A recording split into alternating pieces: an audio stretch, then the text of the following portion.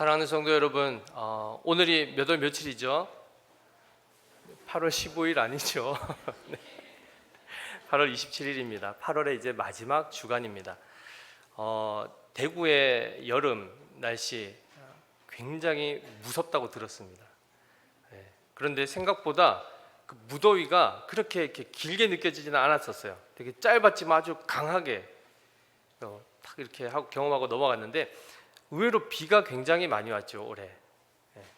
그래서 저희가 대구에 부임할 때 주변에 대구의 이 상황을 아시는 분들이 많이 염려하면서 걱정하면서 얘기해 주세요. 비가 안 온다더라. 비가 안 온다. 비 보기가 너무 어렵고, 그리고 뜨겁기가 너무 뜨겁다더라. 그래서 여름에 에어컨, 이 냉방비 엄청나게 나갈 거다라고 했는데 그렇지 않았습니다, 올해. 그렇죠? 어쨌든 이 무더위가 지나갔습니다. 또 지나가고 있습니다. 아직 마지막 막바지 늦더위가 조금 남아 있긴 하지만 이미 다 지나갔습니다. 여름이 지나가고 나면 어떤 계절이 옵니까? 겨울은 아직 조금 더 있고 가을이 오죠. 가을은 우리가 보통 결실의 계절이라고 말씀을 합니다. 시편 126편 6절에 보시면 울며 씨를 뿌리러 나가는 자는 반드시 기쁨으로 그 곡식단을 가지고 돌아오리로다 라고 말씀하고 있습니다. 울며 씨를 뿌리며 그것이 잘 결실할 때까지 수고하고 땀 흘린 자가 결실의 때가 될 때는 어떤 마음이 든다고요? 기뻐하는 마음, 기쁨이 충만케 되는 그 일들이 일어날 것이며 반드시 그 기쁨으로 그 곡식단을 가지고 돌아올 것을 말씀하고 있습니다. 바로 이 말씀이 이루어지는 추수의 계절이 다가오고 있는 것입니다. 우리 개인의 개인적인 신앙의 인격적인 차원에서의 우리 안에 있는 성령의 열매들도 결실되어 가고 있고, 특별히 또 하나님 앞에 구원받은 백성으로서의 그 열매가 또한 지금 어딘가에서 계속해서 결실되고 있습니다.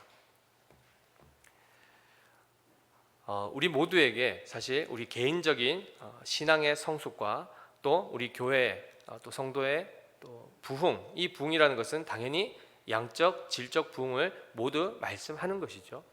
믿지 않은 사람들이 회심하여 주님 앞에 돌아오는 이 놀라운 구원의 열매 또한 우리 모두에게 풍성히 나타나기를 예수님의 이름으로 축원합니다. 네, 아멘 안 하시면 안 됩니다. 네, 축원합니다. 아멘. 우리 아이들하고도 어린 설교 때 말씀 나눴지만 한번 생각해 보시면 좋을 것 같습니다. 하나님께서 우리에게 모든 것을 주셨습니다. 특별히 우리에게 생명도 주시고 가족도 주시고 국가도 주시고 뭐 이루 말할 수 없는 많은 것들을 주셨죠. 고린도전서 4장 7절에도 내게 있는 것 중에 받지 아니한 것이 무엇이냐라고 반문하십니다. 한마디로 우리가 가진 모든 것이 하나님의 은혜로 주어진 것입니다. 자, 그런데 그 가운데 우리 아이들이 생각하는 거는 뭐 장난감일 수도 있고 정말 소중한 거, 이거 없으면 죽는 줄 알고 있는 그런 것들이 다른 여러 가지도 있을 거예요. 근데 우리 성도님들은 제일 소중한 거가 무엇입니까? 물 한 모금 마시기 위해서 질문을 드린 거죠. 한번 생각해 보십시오. 정답은 뭘까요? 정답. 우리 모두가 똑같이 대답할 수 있는 거. 가장 소중한 거 예수님이죠. 그렇죠? 다른 거 혹시 대답하신 분 계십니까? 예수님은 절대 우리에게 꼭 필요한 분이십니다. 자, 그것을 일단 다 그거는 동의하니까 그건 놔두고, 그 외에 여러분들 혹시 정말 소중하게 생각하는 거, 이건 잃어버리면 절대 안 된다라고 생각하는 거 한번 생각해 보십시오. 보통 여성도님들은 남편은 거기 잘 안 들어가죠, 그죠? 1순위에. 우리 남자 성도님들은 아마 아내가 1번으로 들어가신 분도 계실 겁니다. 하나님 다음으로. 네. 자, 만약에 이제 이런 것들을 가지고 있었는데 잃어버릴 경우, 건강을 혹시 잃어버린 적 있으십니까? 아까 광복절을 보셔서라도 이 국가를 잃어버린 적도 있죠. 근데 우리는 직접 경험하지 못했습니다. 여전히 여기 이제 이 가운데는 6.25 전쟁도 경험하시고 또 광복절도 경험하신 분들도 계실 겁니다. 연세가 많으신 우리 성도님들은 그런 경험도 있으실 겁니다. 대부분은 나라가 뺏기는 이런 일들은 많이 경험 못 하셨죠. 어떤 것을 상실했을 때 실제로 마음에 드는 감정이 이제 생기게 되는데요. 기본적으로 불안입니다. 그리고 슬픔입니다. 그것을 찾지 못할 때 전전긍긍해하며 속이 까맣게 탄다는 표현을 할 정도로 마음에 불덩이가 있는 것처럼 그런 마음들이 들 때가 있습니다. 혹시 경험해 보신 적이 있으십니까? 보통 이제 설교할 때 예화를 드는 것을 많이 하진 않는데 오늘 그냥 이해 차원에서 말씀을 드리면 이건 제가 직접 경험한 것은 아니고 제 아내가 경험한 것입니다.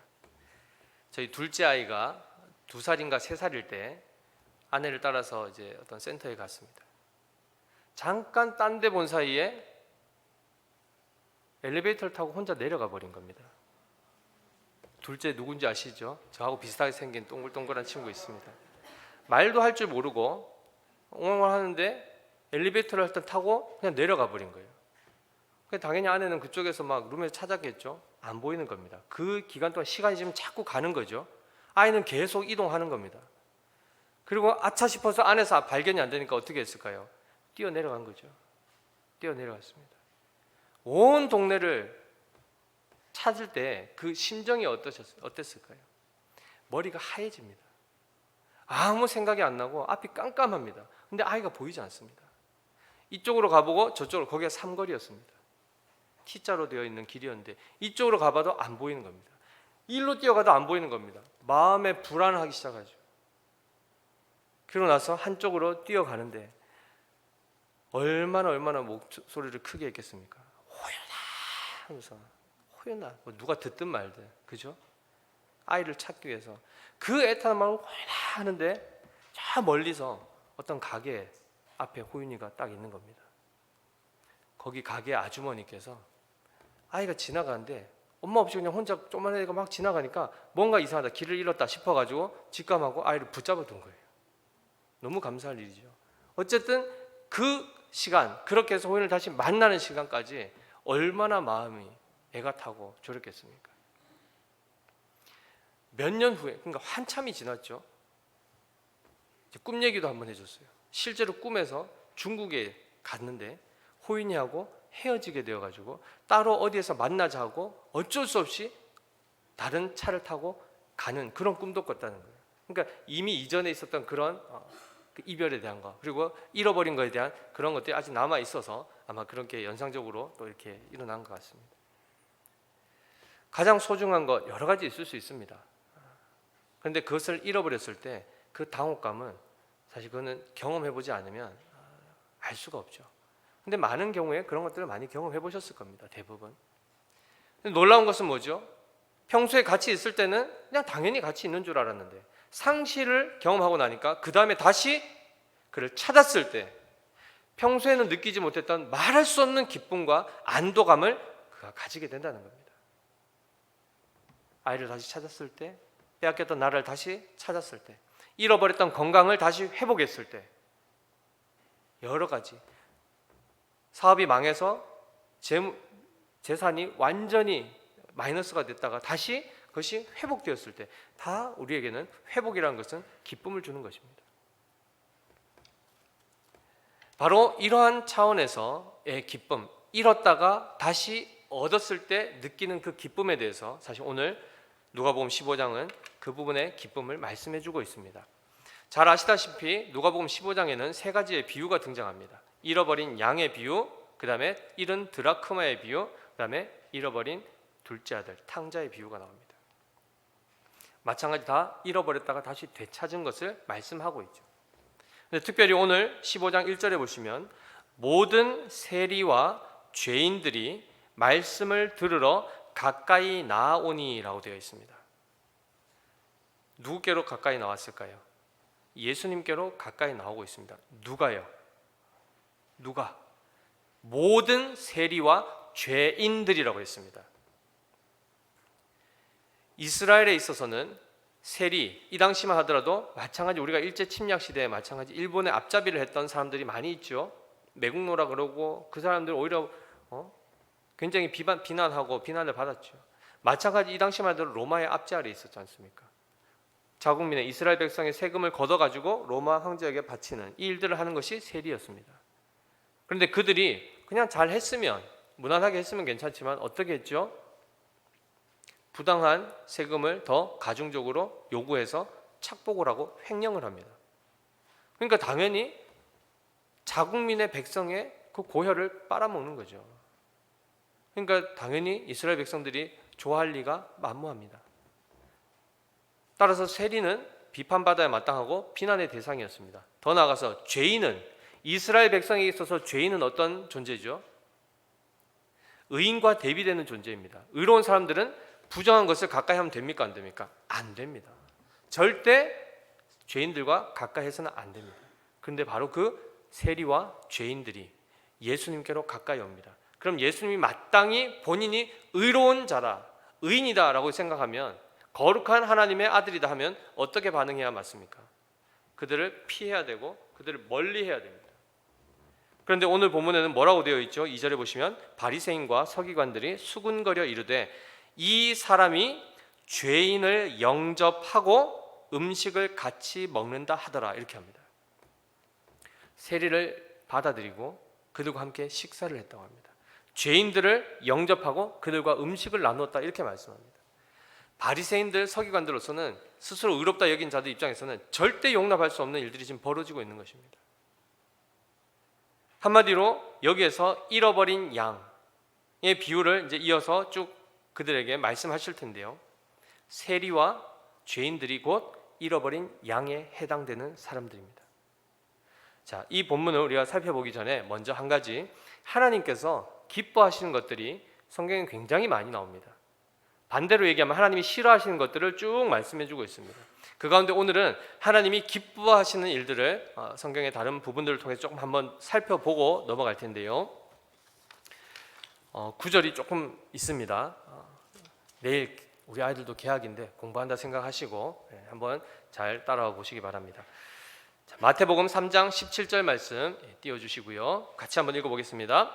하늘로부터 소리가 있어 말씀하시되 이는 내 사랑하는 아들이요 내 기뻐하는 자라 하시니라 라고 되어 있습니다. 마태복음 3장 17절입니다. 이 장면은 예수님께서 공생애를 시작하시기 전에 세례를 받으시고 물 위로 올라오실 때 하늘에서부터 들렸던 음성입니다. 그럼 곧 여기서 하나님이 뭘 기뻐하신다고요? 내 사랑하는 아들을 기뻐하신답니다. 누구십니까? 성자 하나님 곧 예수 그리스도를 기뻐하신다라고 했습니다. 잘하셨습니다. 이어서 스바냐서 3장 17절입니다. 같이 읽겠습니다. 너의 하나님 여호와가 너의 가운데에 계시니 그는 구원을 베푸실 전능자이시라.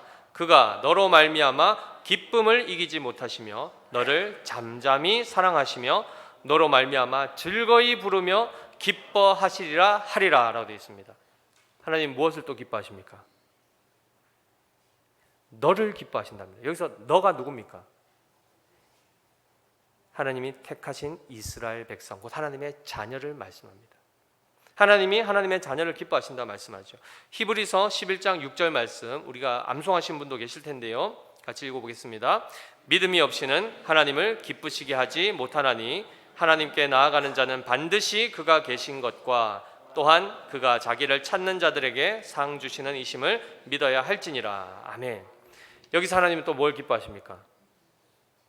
믿음을 기뻐하십니다. 이건 누구의 믿음일까요? 성도들의 믿음을 얘기합니다. 하나님을 신뢰하는 그 믿음을 하나님이 기뻐하신다라고 말씀하죠. 자, 이제 시작이 반입니다. 절반까지 왔습니다. 자, 이제 로마서 14장 18절 말씀입니다. 같이 읽겠습니다. 이로써 그리스도를 섬기는 자는 하나님을 기쁘시게 하며 사람에게도 칭찬을 받느니라. 아멘. 무엇이죠? 정답. 그리스도를 섬기는 것을 하나님이 기뻐하십니다. 자, 이제 두 가지 남았습니다. 빌립보서 4장 18절 말씀, 이건 제가 읽겠습니다. 내게는 모든 것이 있고 또 풍부한지라 에바브로 디도 편에 너희가 준 것을 받음으로 내가 풍족하니 이는 받으실 만한 향기로운 제물이요 하나님을 기쁘시게 한 것이라 라고 되어 있습니다. 여기서는 하나님이 뭘 기뻐하신다고 합니까? 이건 지금 감옥 생활을 투옥 중에 있는 옥중에 있는 바울에게 빌립보 성도들이 에바브로 디도를 통하여 그에게 필요한 물품을 지금 전달한 것을 얘기합니다. 한마디로 성도들 안에 사랑의 교제와 섬김을 하나님이 기뻐하신다라고 말씀하는 것이죠. 마지막입니다. 데살로니가전서 2장 4절 말씀. 오직 하나님께 옳게 여기심을 입어 복음을 위탁받았으니 우리가 이와 같이 말함은 사람을 기쁘게 하려 함이 아니요 오직 우리 마음을 감찰하시는 하나님을 기쁘시게 하려 함이라 라고 되어 있습니다. 여기서는 복음을 위탁받은 것을 하나님이 기뻐하신다. 자, 여러분들 만약에 택배 있죠? 택배면 이렇게 물품을 이렇게 옮겨주는 분들이 집화장에서 물건을 받습니다. 위탁을 받죠. 그 다음에 뭘 해야 됩니까?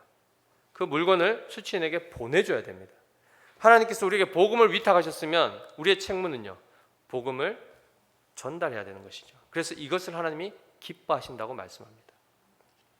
한마디로 정리하면 하나님께서는 그의 아들 예수 그리스도를 기뻐하시고 자기 백성을 기뻐하시며 그들이 믿음을 가지고 그리스도를 섬기는 것을 기뻐하시고 또한 성도 간의 아름다운 사랑의 섬김을 또한 기뻐하실 뿐만 아니라 복음을 위탁받아 그것을 바르게 전하는 것을 하나님이 기뻐하신다고 하십니다. 이 외에도 하나님이 기뻐하신 것들은 많습니다. 자, 그런데 방금 우리가 살펴본 이 기쁨, 이 기뻐하심은 그리스도와 그의 교회를 기뻐하시는 기쁨입니다. 한마디로 의인으로 말미암아 기뻐하시는 기쁨을 말씀하고 있습니다. 자, 그런데 오늘 본문에서는 또 다른 차원의 기쁨이 등장하죠. 그게 무엇이었습니까? 죄인들로 말미암아 기뻐하는 기쁨입니다. 죄인들로 말미암은 기쁨. 죄인이 우리를 기쁘게 합니까? 그렇지 않죠. 그래서 단서가 무엇이죠? 죄인들이 회개하는 것을 기뻐한다라고 말씀하시는 겁니다. 목자에게 있어서 양은 어떤 존재일까요? 목자에게 있어서 양. 목자는 어찌 보면 직업일 수 있습니다. 양이 없으면 목자가 할 일이 없겠죠. 그리고 이 당시만 하더라도 주인의 양떼를 대신 기르는 그 역할을 한 사람들이 또 있었습니다. 그리고 자기 양을 직접 기르는 사람도 있었겠죠. 라반 밑에서 야곱이 뭘 했죠? 양을 쳤습니다. 그거 자기의 양이었습니까? 아니었지 않습니까? 그러나 나중에는 자기가 얼룩진 것, 아롱진 것을 가져와서 자기가 또 기르죠. 그건 자기 양이죠. 어쨌든 이 목자와 양의 관계는 떼려야 뗄 수가 없는 관계입니다. 어떤 차원에서죠? 목자에게 있어서 양은 생존의 수단이 되고 그들의 생계를 위해서 필수적인 것들을 공급해주는 하나의 수단이 됩니다. 양들에게 있어서는요, 그들의 생명과 생존을 보존케 하는 그 보호자가 되는 것이 바로 목자입니다. 그런데 오늘 말씀해 보시면 비유를 한 가지 들고 있죠. 너희 중에 어떤 사람이 양 100마리가 있는데 그 중에 하나를 잃으면 99마리를 들에 두고 그 잃은 것을 찾아내기까지 찾아다니지 아니하겠느냐라고 이렇게 반문을 합니다. 사람의 예를 드는 겁니다. 너희들도 양을 키우지 않느냐? 한 마리 없으면 너네 그거 어떻게 할 거냐? 이렇게 묻는 겁니다. 찾을 때까지 찾지 않겠느냐? 라고 묻죠. 그런데 놀랍게도 성경에서 이 양들로 비유된, 즉 하나님의 형상으로 지음받은 사람, 그들의 가치에 대해서 성경은 이렇게 말씀하고 있습니다. 마태복음 6장 26절을 보시면 공중의 새를 보라, 심지도 않고 거두지도 않고 창고에 모아들이지도 아니하되 너희 하늘 아버지께서 기르시나니 너희는 이것들보다 귀하지 아니하냐, 이렇게 말씀합니다. 자, 사람과 짐승, 특히 새, 어느 것이 더 귀하다는 것입니까? 사람입니다. 자, 그 다음을 한번 보겠습니다. 마가복음 8장 36절 37절입니다. 사람이 만일 온 천하를 얻고도 자기 목숨을 잃으면 무엇이 유익하리요? 사람이 무엇을 주고 자기 목숨과 바꾸겠느냐라고 되어 있습니다. 사람의 목숨과 온 천하를 비교하고 있습니다. 바꿀 수 있답니까? 못 바꾼답니까? 못 바꿉니다. 그러면 사람의 가치가 무엇보다 크다는 겁니까? 온 천하보다 크다는 것을 말씀하고 있습니다. 마지막 한 군데 더 보시면 시편 49편 6절에서 8절입니다. 자기의 재물을 의지하고 부유함을 자랑하는 자는 아무도 자기의 형제를 구원하지 못하며 그를 위한 속전을 하나님께 바치지도 못할 것은 그들의 생명을 속량하는 값이 너무 엄청나서 영원히 마련하지 못할 것임이니라 라고 되어 있습니다. 사람의 영혼을 대신 구할 만한 어떤 비교 대상이 있다는 겁니까? 없다는 겁니까? 없다는 것입니다. 혹시 한 영혼이 천하보다 귀하다라는 말씀을 들어본 적 있으십니까? 예, 저기 성경에 몇 장 몇 절이죠? 없습니다. 성경에 그 구절이 정확하게 나와 있는 구절은 없습니다. 이게 되게 우리도 의아스럽죠. 검색하는 데 찾아봐도 그 구절로 딱 나오는 구절은 없습니다. 그런데 의미상 한 영혼이 천하보다 귀하다는 것이 바로 앞에 지금 말씀했던 이 세 가지의 말씀을 근거로 해서 살펴보면 그 말씀은 성경적인 표현입니다. 그러나 성경 구절은 아닙니다. 참고하시고, 이처럼 사람의 가치는 하나님이 만드신 모든 피조 세계 가운데서는 가장 큰 가치, 독보적인 가치를 가진 것이 바로 사람의 가치입니다. 그런데 지금 이 사람을 무엇으로 비유하고 있습니까? 양으로 비유하고 있습니다. 자, 그러면 피조 세계를 뛰어넘는 영역에 누가 계십니까? 삼위일체 하나님이 계십니다. 하나님의 가치는 이 모든 사람, 그 존귀한 사람을 포함해서까지 계산할 때 그 가치와 비할 만합니까? 비할 수가 없습니다. 하나님의 가치는 절대적 가치입니다. 지금 그 하나님을 무엇으로 비유하고 있습니까? 목자로 비유하고 있습니다. 자, 그러면 목자 되시는 하나님과 양이 되는 사람의 그 가치를 비교해 보면 교환 가치가 성립이 됩니까? 되지 않습니다. 그런데 놀랍게도 요한복음 10장, 우리가 잘 아는 말씀이죠. 11절부터 15절 말씀 제가 읽어드리겠습니다. 나는 선한 목자라. 선한 목자는 양들을 위하여 목숨을 버리거니와. 삭구는 목자가 아니요 양도 제 양이 아니라 이리가 오는 것을 보면 양을 버리고 달아나나니 이리가 양을 물어가고 또 해치느니라. 달아나는 것은 그가 삭군인 까닭에 양을 돌보지 아니함이나 나는 선한 목자라. 나는 내 양을 알고 양도 나를 아는 것이 아버지께서 나를 아시고 내가 아버지를 아는 것 같으니 나는 양을 위하여 목숨을 버리노라. 이렇게 말씀합니다. 예수님께서 친히 말씀하신 것입니다. 자기 자신을 뭐라고 말씀하셨죠? 나는 선한 목자다. 선한 목자의 특징을 뭐라고 얘기합니까? 양들을 위해서 목숨을 버린답니다. 가치가 맞지 않습니다. 하나님의 가치와 사람의 가치가 결코 1대1로 교환할 수 있는 가치가 아닙니다. 하나님 한 분과 사람 모든 인류를 다 갖다 비교해도 그 값에 미치지 못하는 것이 바로 하나님의 가치입니다. 그런데 바로 그 목자 되신 하나님께서 어떻게 하신답니까? 양인 사람을 위해서 자기 생명을 바꿔주신다는 겁니다. 엄청난 일인 겁니다. 누구의 손해일까요?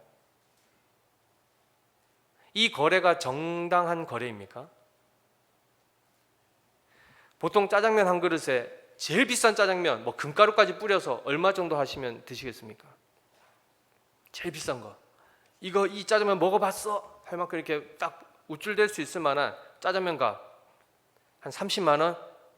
네, 도대체 뭘로 만드는지, 그죠? 자, 그런데 그 짜장면을 100만 원에 판다 그러면 여기 드실 분 계십니까? 가치가 맞지 않지 않습니까? 그건 맞지 않는 가격입니다. 교환할 수 있는 것이 아닙니다. 그런데 이것과는 비교할 수 없이 하나님의 가치와 사람의 가치는 절대 교환이 될 수 없습니다. 그런데 예수님께서 그들을 위하여 생명을 버리신답니다. 내어 주신답니다. 그리고 실제로 예수님께서 어떻게 하셨습니까? 십자가에서 자기가 어린 양으로서의 성육신 하심으로 제물이 되어 주셨죠. 그리고 그 값을 지불해 버리십니다. 그리고 우리를 살려버리셨습니다. 우리를 살리셨습니다. 더 나아가서 선한 목자는 한 양이 잃어버림을 당해도 남아있는 양들이 많지 않습니까? 근데 그 한 양을 위해서 자기 목숨을 걸고 간다고 합니다. 한마디로 99마리는 뭐 그냥 이미 뭐 있으나 마나 그냥 나는 그냥 한 마리, 이 개념이 아니죠. 그 잃어버린 한 마리를 그 정도로 소중하게 생각하면 우리 안에 있는 99마리 중에 각 한 마리 다 소중하게 생각하시겠습니까? 안 하시겠습니까? 당연히 하시죠. 그리고 아까도 말씀드린 것처럼 들판에 두고 간다 했을 때 방치하고 가는 게 아닙니다. 왜냐하면 뒤쪽에 나오죠. 회개할 것 없는 의인 99이라고 되어 있지 않습니까? 그 99에 대한 묘사가 회개할 것 없는, 곧 하나님 안에 있는 그들을 이야기하는 것이기 때문에 방치하고 가는 개념이 아닙니다. 하나님은 한 마리 양, 한 마리 양, 한 마리 양, 100마리 양, 모든 양들을 다 사랑하시고 그 한 마리 한 마리를 위해서 생명을 걸고 그들을 지키시는 하나님이라고 말씀하고 있는 것이죠.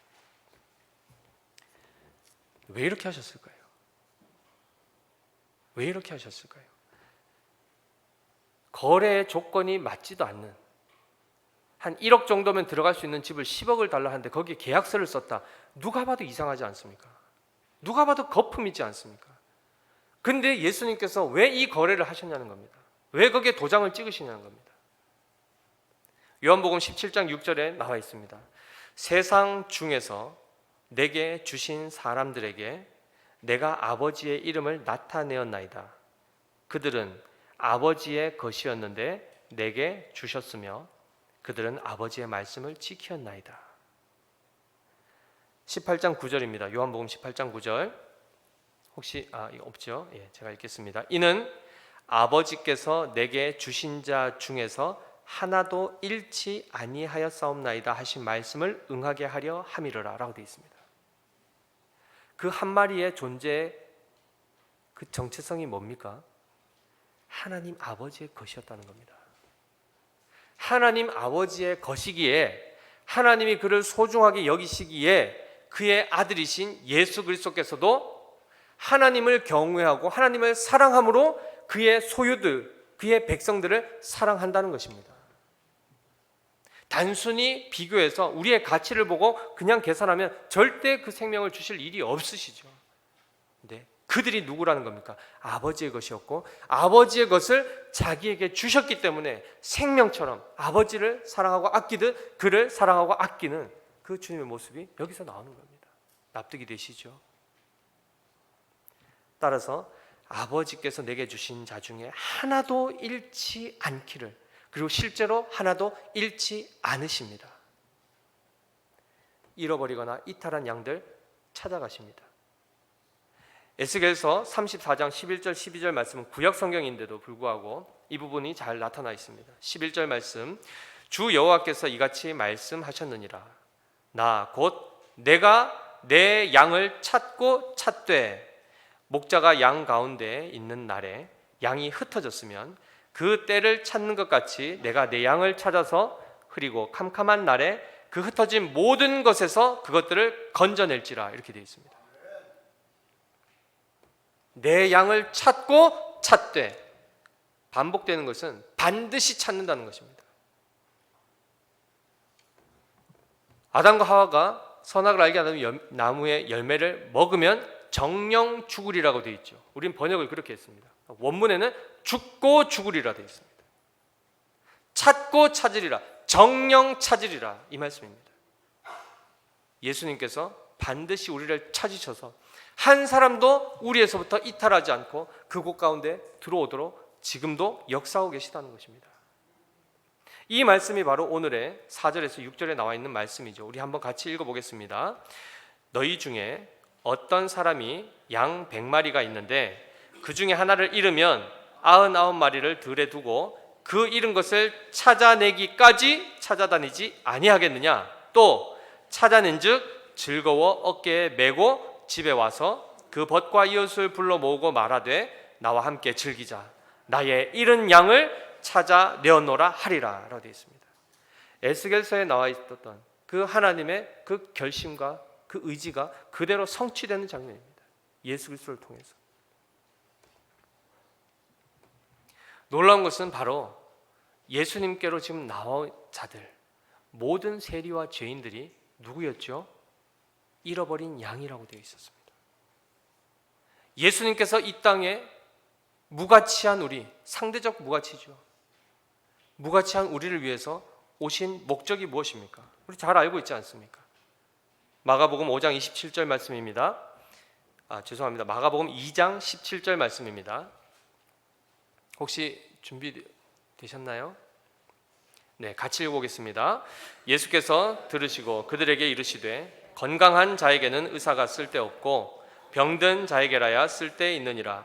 나는 의인을 부르러 온 것이 아니요 죄인을 부르러 왔노라 하시니라. 누가복음 5장 32절입니다. 내가 의인을 부르러 온 것이 아니요 죄인을 불러 회개시키러 왔노라. 마지막 누가복음 19장 10절입니다. 인자가 온 것은 잃어버린 자를 찾아 구원하려 함이니라. 이 세 구절을 합치면 한마디로 무슨 말입니까? 예수님이 오신 목적은, 인자가 온 것은 죄인을 불러 회개시킴으로 잃어버린 자를 찾아 구원하기 위해 오셨다는 것입니다.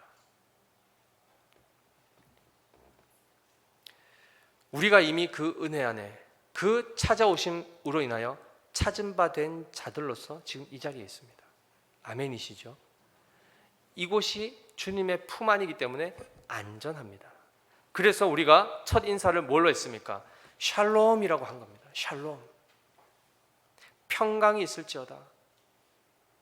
영안교회, 교회 이름 너무 좋습니다. 뜻이 뭐죠? 영 아니다의 영안입니다. 이게 많이 쓰시던데, 영원한 안식, 영원한 평안. 어디에서 가능합니까? 주님 품 안에서입니다. 목자 되신 우리 주님께서 우리를 매시고 우리를 찾으시고 우리를 싸매시고 우리를 고치시는 주님이십니다. 놀랍게도 에스겔서 34장 16절에 그 부분이 정확하게 나와 있습니다. 그 잃어버린 자를 내가 찾으며 쫓기는 자를 내가 돌아오게 하며 상한 자를 내가 싸매주며 병든 자를 내가 강하게 하려니와 라고 되어 있습니다. 우리가 지금 그 돌보심 안에 살아가고 있습니다. 자, 그런데 하나님께서 가장 기뻐하시는 것이 바로 우리와 같이 이전에 잃어버렸던 자리에서 다시 원래의 자리로 돌아온 것을 기뻐하십니다. 그런데 동시에 하나님이 지금 슬퍼하고 계시는 일이 있죠. 그게 뭘까요? 여전히 잃어버린 채로 있는 그들을 향해서 애끓는 안타까워하는 마음들이 있으시다는 겁니다. 슬퍼하는 부분들이 있으십니다. 그때에 예수님께서 어떻게 하셨죠? 아버지를 기쁘시게 하기 위해서 하나님이 기뻐하시는 일들을 순종함으로 그가 행하십니다. 그리고 그 본과 그 자취를 따라오도록 우리 앞에 그 행동 보이셨습니다. 그리고 따라오라 말씀하십니다. 마가복음 5장 27절 말씀을 보시면 예수의 소문을 듣고 무리 가운데 끼어 뒤로 와서 그의 옷에 손을 대니라고 되어 있습니다. 무리 가운데 몰래 들어와서 뒤에서 예수님의 옷에 손을 댄 사람 이야기, 누구입니까? 이 사람? 12년 동안 혈루증을 앓았던 혈루병 여인이었습니다. 근데 그 여인이 예수의 소문을 듣고 무리 가운데 끼어 뒤로 와서 그의 옷에 손을 댔습니다. 마가복음 7장 25절에는 이에 더러운 귀신 들린 어린 딸을 둔 한 여자가 예수의 소문을 듣고 곧 와서 그 발 아래에 엎드리니라고 되어 있습니다. 딸이 귀신 들린 겁니다. 그 딸을 고치기 위해서 예수의 소문을 듣고 곧바로 예수님께 왔다고 합니다. 그 발 아래에 엎드렸다고 합니다. 누가복음 2장 7장 2절에서 3절 말씀에 어떤 백부장의 사랑하는 종이 병들어 죽게 되었더니 예수의 소문을 듣고 유대인의 장로 몇 사람을 예수께 보내어 오셔서 그 종을 구해 주시기를 청한지라 라고 되어 있습니다. 공통적으로 드러나는 말씀이 뭡니까? 혈루병 앓은 여인, 그리고 귀신 들린 딸을 가진 여인, 그리고 백부장. 공통점이 뭐죠? 이 본문에서 똑같이 나온 표현이 예수의 소문을 듣고입니다. 예수의 소문을 듣고. 누가 이 소문을 냈을까요? 예수님을 본 자들이, 예수님을 만난 자들이, 예수님을 경험한 자들이 소문을 내는 겁니다. 그 소문을 듣고 그들이 예수님께로 나왔습니다. 누가복음 5장 15절 예수의 소문이 더욱 퍼지매 수많은 무리가 말씀도 듣고 자기 병도 고침을 받고자 하여 모여오되라고 되어 있습니다. 예수의 소문이 더욱 퍼지매, 우리의 역할이 바로 여기에 있습니다. 먼저 된 자로서 우리가 해야 될 역할 뭘까요? 예수님을 전하는 것입니다. 예수님의 이름을 증거하는 것입니다. 그럴 때 그 소문을 듣고 잃어버렸던 자들이 주님께로 돌아온 역사가 일어났습니다. 놀랍지요? 우리는 보통 우리의 생각에서 이래가지고 될까? 계산을 해보고 두드려 봅니다. 문학의 밤? 야, 이거 가지고 뭐 사람이 뭐 구원 받을까? 우리 교회 올까? 다 우리 생각으로 재단합니다. 토요일마다 11시에 그 뜨거운데, 8월 달에 제일 뜨거운데 시간은 안 바꾸고 11시, 동일하게 11시에 전도지 가지고 나가고 물티슈 나눠주고 사람들을 만나고 복음을 전하는 거, 팻말을 세워놓고 예수님이 그리스도시다 하는 것, 이거 가지고 사람들이 올까? 밑빠진 독에 물 붓는 것 아닌가? 나 누구의 생각일까요? 우리의 생각입니다. 우리의 생각입니다. 하나님은 하나님의 잃어버린 자들을 돌아오게 하시기 위해서 전도의 미련한 방법으로 하신다 하셨습니다. 한마디로 말하면 뭘까요? 이게 될까 하는 일 가운데 하나님이 되게 하신다는 겁니다. 우리의 상상을 뛰어넘어 일하신다는 겁니다. 아멘이시죠? 그런 차원에서 우리는 그런 차원에서 듣든지 아니 듣든지 내가 만난 예수, 나를 사랑하시는 목자 되신 그 예수님을 사람들 앞에 증거하는 겁니다. 그 소문을 듣고 어느 날 그의 마음이 녹고 그가 주님 앞에 나와서 생명의 말씀을 들음으로 하나님의 자녀가 되는 권세를 누리게 되는 놀라운 결실의 날들이 올 것입니다. 울며 씨를 뿌리는 자는 반드시 기쁨으로 그 곡식단을 가지고 돌아올 것이다 말씀하셨습니다. 오늘 제가 1부, 2부 설교를 하는 바람에 우리 중고등부 모임을 제가 참여를 못했습니다. 그래서 원래는 교리 공부를 하는 시간인데 이번 주만 특별하게 이제 자체 모임을 하도록 하면서 한 것이 전도하라 했습니다.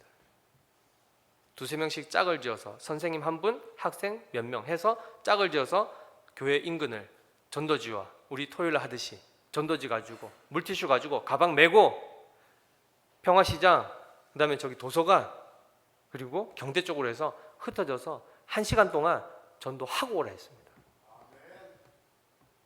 어떻게 됐을까요? 보고를 다 못 받았습니다. 한 분 선생님한테 잠깐 들었습니다. 애들이 너무 잘하더라는 겁니다. 완판했답니다. 다 비우고 왔답니다. 아침에 아이들이 그 물품을 가지고 가서 교육관에서 가방에 하나씩 다 넣고 챙겨서 메고 나가서 빈 가방으로 왔답니다. 하나님께서 역사하시겠습니까? 안 하시겠습니까? 우리는 알지 못하지만 그 모든 것 가운데, 이 모든 일정과 여정 가운데 우리의 자녀들은 자녀들대로 하나님이 기르시고, 또한 잃어버린 자들은 그들의 또한 섬김을 통하여서 예수의 소문을 듣고 돌아오도록 하는 일들을 하나님의 놀라우신 방법으로 이루십니다. 그 믿음을 가지고 오늘도 우리에게 맡겨진 사명들을 충성스럽게 감당해야 될 줄 믿습니다. 문학의 밤 일주일 남았습니다. 순서 맡으신 분들이 있을 것입니다. 기도하심으로 준비하십시오. 그냥 공연하는 개념이 아닙니다. 잃어버린 자들이 주님께 들어와서, 주님께 와서, 주님 앞에 초대되어 와서 거기서 살아계신 하나님께 감사하는 찬양과 생명의 복음의 메시지를 들음으로 그들의 마음이 무너지고, 그리고 하나님께로 돌아와야 된다는 것을 깨닫게 되는 놀라운 구원의 역사가 일어날 수 있는 귀한 일들을 우리가 준비하며 지금 감당하고 있는 것입니다. 정말 기도하셔야 됩니다. 하나님께서 은혜 베풀어 주시기를, 성령께서 역사하여 주시기를, 그리하여 잃어버린 많은 이들이 주님께로 돌아옴으로 인해서 하나님의 무한하신 기쁨과 충만하신 기쁨을 하나님이 느끼실 뿐만 아니라 그 기쁨 안에 우리도 함께 동참해서 함께 즐거움에 참여하는 자들이 되기를 예수님의 이름으로 축복합니다. 하나님 아버지, 은혜를 감사합니다. 피조물 가운데는 가장 존귀한 자일지 모르나 하나님 보실 때는 그 가치가 마치 한 줌의 흙과 같고 먼지와